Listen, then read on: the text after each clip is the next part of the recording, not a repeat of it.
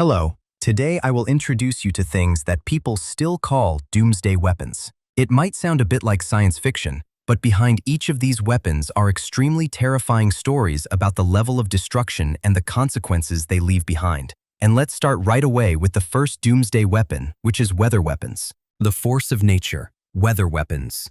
When mentioning war, we often think of guns, missiles, and nuclear bombs. But there is another type of weapon that doesn't explode, leaves no shrapnel, and doesn't even require aiming: the weather. The phrase artificial rain is probably no longer unfamiliar, but have you ever wondered, if humans can create rain, could they create droughts? If they can control clouds, could they push an area into prolonged flooding, abnormal hail, or even large-scale geological fluctuations? In reality, the idea of turning the weather into a weapon is no longer a hypothesis. As early as World War II, many countries tested creating artificial fog to blind the enemy, disrupting their vision and accuracy. By 1966, the US officially deployed a large-scale rain-making campaign in Laos for 7 consecutive years. The rain was created not to save crops, but to destroy transport routes, cause terrain landslides, and choke off food supply lines. No need to occupy land, no need for direct combat, just making nature the enemy. Entering the 1970s, the concept of weather weapons was officially mentioned in military documents, or, in other words, climate warfare. By interfering with atmospheric pressure, air currents, and natural cycles, a country can plunge its opponent into a chain of consecutive disasters: drought leading to crop failure, floods collapsing infrastructure, and extreme weather leading to economic crisis. All of this occurs without firing a single bullet. However, this is exactly why this type of weapon is fiercely opposed by the international community. Because when you manipulate the weather, you are not just attacking one country, but you can shake the entire ecosystem of the Earth. If meteorological weapons turn the weather into an invisible, widespread, and untraceable weapon, then next we will talk about something completely the opposite: the kinetic strike, space kinetic weapons. This type of weapon is also known as rods from God. It sounds like a mythical concept, but its essence is extremely simple.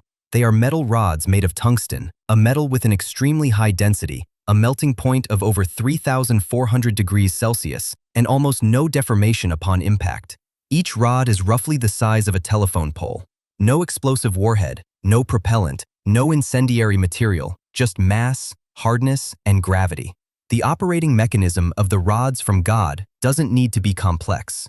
These tungsten rods are pre-placed on low Earth orbit satellites. When there is an order to attack, the satellite simply drops them. No need to shoot, no need to launch, just letting go. Under the influence of gravity, the tungsten rod falls in freefall, continuously accelerating, and reaches a velocity of over 11,000 kilometers per hour before hitting the ground. Upon impact, the entire kinetic energy is released in a split second. No blinding explosion, no mushroom cloud, just a vertical, penetrating strike strong enough to pierce through fortified underground bunkers hundreds of meters deep. Its destructive power is compared to a small nuclear bomb, but the difference lies in the fact that it leaves no radiation, no environmental pollution, and does not violate nuclear treaties. And most importantly, at the present time, an object falling from space at such a speed is almost impossible to be intercepted. However, the rods from God have not yet appeared on the actual battlefield, not because they are ineffective, but for a very human reason: cost. Putting metal blocks weighing tons into orbit is absurdly expensive. Up to the present, this remains a weapon that exists only on blueprints, in military documents, and in scenarios of wars that have not yet occurred. If the rods from God is the pinnacle of pure physical power, then this next weapon no longer relies on smashing, it relies on eradication. The ultimate erasure: antimatter weapons. Antimatter weapons. Simply put, antimatter is the opposite counterpart of normal matter. Every particle of matter has a corresponding antimatter particle, identical in mass but carrying an opposite electrical charge. And the scariest part lies in the fact that when matter and antimatter touch each other, they don't explode, they don't burn, they completely annihilate each other. The entire mass is directly converted into energy. According to Einstein's famous equation, E equals mc squared. To easily imagine, a thermonuclear bomb, the most powerful weapon humans have ever used, only converts about 7 to 10% of its mass into energy. As for antimatter, the figure is absolute.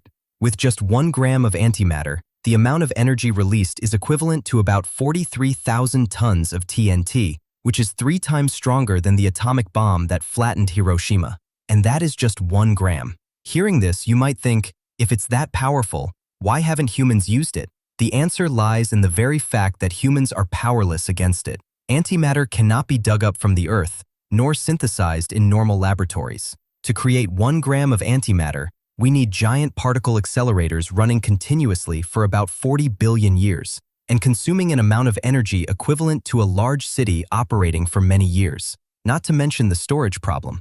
Antimatter cannot touch anything. Just coming into contact with the wall of its container will cause it to self-destruct. Currently, humans can only store a few thousand antimatter particles in ultra-precise magnetic traps, and they only exist for a very short time. Therefore, up to this point, antimatter weapons still only exist in one single place, the laboratory. It is not a weapon of the present, and perhaps not even of this century.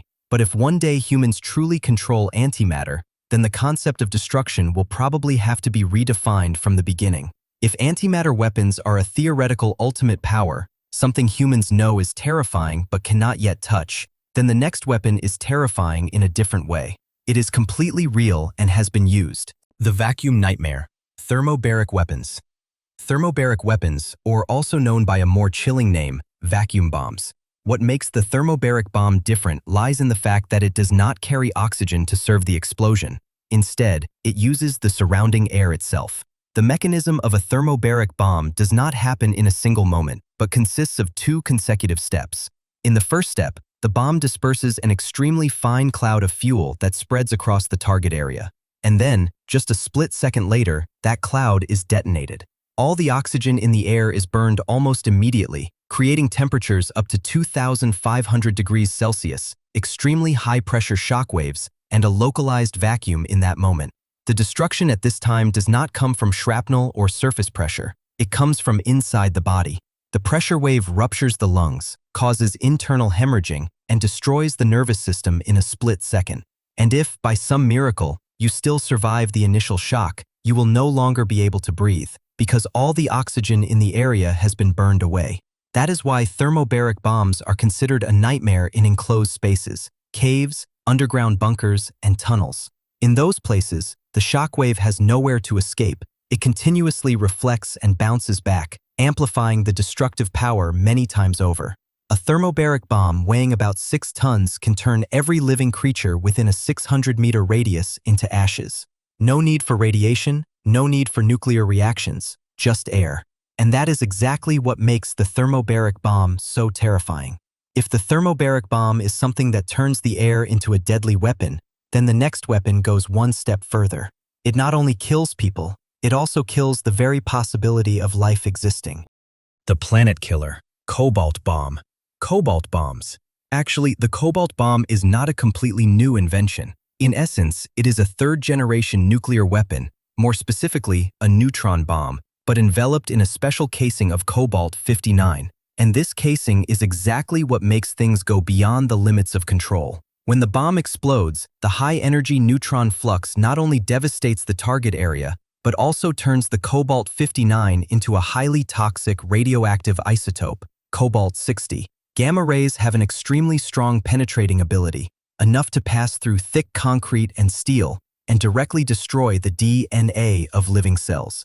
The most terrifying aspect does not lie in the initial destructive power, but in time. The half-life of cobalt-60 lasts for years, and its toxicity can remain for decades to hundreds of years. If a cobalt bomb were detonated in the stratosphere, the radioactive fallout would not fall on just one country, one continent, or one battlefield. It would spread globally. The wind would carry it, the rain would pull it down to the ground and water, and all living creatures would be irradiated. The Earth at this point would no longer be a battlefield, but would become a dead planet. No trees, no animals, no humans. Just a radioactive surface unsuitable for life to exist. The most thought-provoking thing is that the cobalt bomb is not science fiction. Humanity is capable of building it. But for that very reason, it becomes the only type of weapon that does not need deterrence. Because once it is used, there is no winner, no loser, only the collective suicide of the entire civilization. And perhaps the fact that no one dares to push the button is the only reason why humanity still exists today. If the cobalt bomb is something that can turn the entire planet into a lifeless dead zone, then the final weapon on today's list follows a colder and more terrifying path in a different way. It doesn't kill everyone. It only kills the chosen ones. The Selective Reaper. Genetic weapons. Genetic weapons. In essence, this is a new generation of biological weapons, but elevated to a completely different level. Instead of spreading diseases indiscriminately, these biological agents are designed based on human genetic characteristics. Simply put, they can be programmed to attack only people carrying a certain genetic variant, groups with shared biological traits, or even a specific ethnicity. The rest of the people will remain completely unaffected. No explosions, no rubble, no images of war. Just a strange disease appearing, spreading silently, and killing exactly the people it was targeted at. And that is what makes genetic weapons the most dangerous thing humans have ever thought of. Because theoretically, it can achieve something no other weapon can: selective genocide. Just let the pathogen blend into daily life, through the air, water, or crowded places. By the time people realize what is happening, it will be too late to distinguish what is a biological accident and what is a deliberate attack.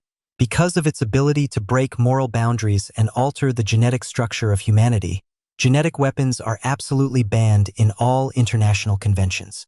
But just like the cobalt bomb, the scariest thing is not that it's banned, but that humans are capable enough to invent it. And when war no longer targets territory, no longer targets armies, but targets the species itself, then perhaps that is when the final boundary of humanity has been touched. And those are the weapons even more terrifying than nuclear bombs